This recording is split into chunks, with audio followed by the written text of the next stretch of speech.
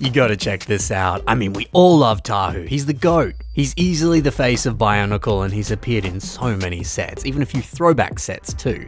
But this take on Tahu just looks so cool, and it uses so many wonderful techniques to pull off such a distinct look. I mean, how the heck does this fire hand design even work? Well, let's find out in this video, because we're going to take a deep dive look into this build and study some of the techniques that we used, as well as take a look at some behind the scenes images that really take apart the build and show exactly how it was designed and made. And also, we're just going to have a fun time looking at an awesome creation. So let's dive in. So this is Tahu, Lord of Fire, and it's built by Brandon Builds. Brandon has stated that this MOC took a fair bit of inspiration from Endeavor from My Hero Academia. I mean, you can easily see the resemblance between the two here. But there's also some other fun and subtle callbacks to other versions of Tahu, but we'll discuss those throughout the video.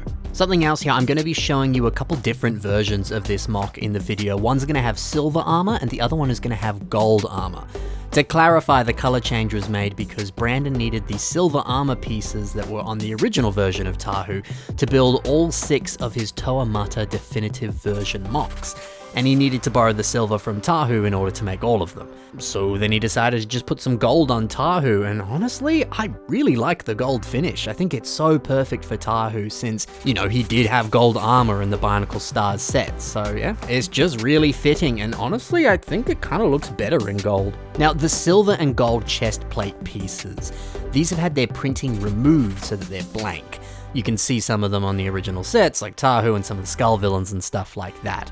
But if you look closely, especially on the gold one here, you can see a few hints of some of the printing remaining.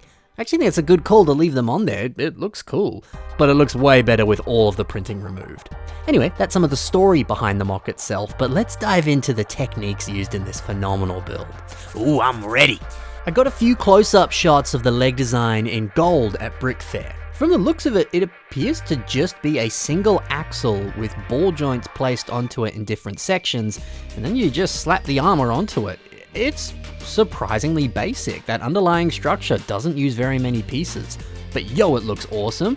It's so simple. You just shove a bunch of CCBS armor onto an axle, and it's just a good testament to how nice CCBS armor can look when you put it on in a really good way like this. This armor piece appears to be attached a little bit further up on this T-bar piece, connecting it onto that socket piece here. So yeah, it's not actually attached with a ball joint like the rest is below, but it doesn't matter. It's just a great reminder that CCBS shells can be attached in multiple ways, whether that's through the bars or the ball joints. That's why those armor shell pieces are so awesome. But that's how it looks on the gold version. When we go to the silver MOC in some of these behind the scenes photos that Brandon sent me, thank you Brandon, we can see that the skeleton is exactly what I said it was. But we can see a few extra silver pieces here on the back, adding in some more details like exhaust pipes and other interesting stuff. It's nice that the gold uses lots of similar and common pieces, but the silver allows for more parts to be introduced because, well, I think it's just down to the fact that there are more silver parts out there, so there's just more pieces you can play with. And that's why the gold version doesn't have as much detail on the back. But you know, there's pros, cons, and different opportunities that come up depending on whatever colors you use for your MOC. You just gotta pick and choose. But honestly, I think both designs look wonderful. Oh yeah, and taking a look at the foot now, that armor shell is just attached with some flex tube that's placed onto the bar connection in the foot. This does appear to be using some flex tube that is cut to a size that doesn't appear in LEGO sets. Now, some people are against doing this, but hey, on a set like the Seattle Space Needle, the instructions openly tell you to cut flex tube.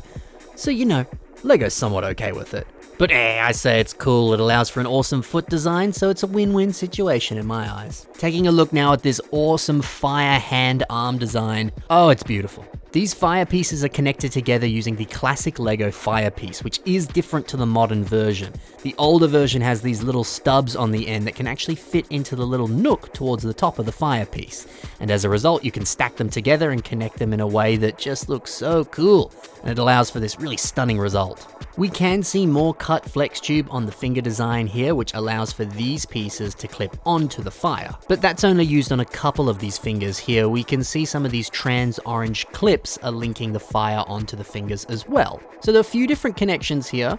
Wonderfully simple, but boy does it produce some magnificent results. I mean, being able to build such fluid flames like this with Lego bricks, that's just so cool. And, doing this to really emphasize Tahu's elemental powers, really good choice. Such a clever take on Tahu. Some other parts that make up this wonderful fire design include these trans orange chain pieces which wrap around the arm and the hands to bulk it up a little bit and fill in some gaps so that it really does look like one big solid mass of fire. There's also some traditional CCBS shells and bone pieces in trans orange so that it can easily connect to the upper arm. I also love the idea of using these panels and some boat studs to connect the two together to fill in the back of the arm design. It's just slotted in with friction, but hey, it still connects and it looks good. The actual hand itself uses this specific piece. Now, it's just got the ball joint shoved into the top part here. This technique does put a bit of stress on this piece. You can kind of even see it in some of these images, so it's certainly an illegal technique because of that. But who cares? Using this part allows Brandon to branch off into this piece, and then the fingers can flow out of that, all thanks to that bar connection. So you know what? It looks cool. Nothing wrong with that whatsoever. Let's get back into some of those great breakdown images. We can see the upper leg design here uses these Ben 10 leg pieces. Then Brandon simply put a lightsaber bar through the hole in the back of this piece, and then placed that dark red armor piece onto that bar. It's a perfect design. It uses like 3 pieces, but it looks great from both the front and the back. It does then branch down into this bottom half here, which nicely adds some black armor onto the sides. It's just such a great look. The head design's cool too. We can see some minifigure hands have been used for this eye design. Then you just slide the mask onto the head and it looks awesome with some cool eyes. Plus there's room for all of these cool flame details branching off of this custom head. And this way the trans orange Hal looks less like just a trans orange mask and actually looks like this is a head that is made out of fire. So it just perfectly ties in with that flame fire aesthetic that is used on the arm design. So it's the perfect reason to build a custom head instead of just using the prefab headpiece. Now this shot of the torso design with barely any armor on it, it's great to see this bare bone frame here. It's using this triaxle piece in the middle here to create this lovely angled torso. It's so cool to see the bare bones here. It's easy enough to really repeat this design for your own builds and then you can armor it up yourself. Might be worth trying that. But I love seeing stuff like this. It's a good reminder that hey, even if something looks complex and too difficult, there's a really simple skeleton underneath, most times. Some other nice details on this include the awesome arm design, just using tires and these circle weapon pieces. Of course, all of that fits onto this bone piece as well, but it's a lovely simplistic design and it looks cool. The pop of blue on these circle pieces is nice. Here's that piece on Bricklink if you're thinking about getting some, by the way. And obviously that little hint of blue is certainly a callback to G2 Tahu, who had a bit of blue on his color scheme too. This waist is also pretty cool. Seeing these Exoforce robot arms forming a stunning greeble like mechanical section, I feel like this actually kind of mimics the exposed or unarmored look that the original Toa Mata torso had. Maybe that's a bit of a stretch, but I think it kind of is like that. Regardless of what it's based off, this is a really nice area. It's great to see this aesthetic is also then carried onto the back design too. It's always good to see a good back design. It's so easy to ignore the back since you can kind of just never look at it because you're just going to focus on the front anyway. But seeing some awesome attention and just high levels of detail on this back design, it's refreshing, it's beautiful, and you gotta love it. Yeah, this build is just something else. I just adore it. It's no wonder this MOC won an award at Brick Fair this year. So love your work, Brandon. I can't wait to see what you build next. And by the way, check the links in the description to see some of Brandon's other phenomenal work. I'll have links to all of his stuff there. Be sure to check it out. There's so much awesome stuff you can see that he's built. Thank you for watching, guys. Happy building, and bye for now.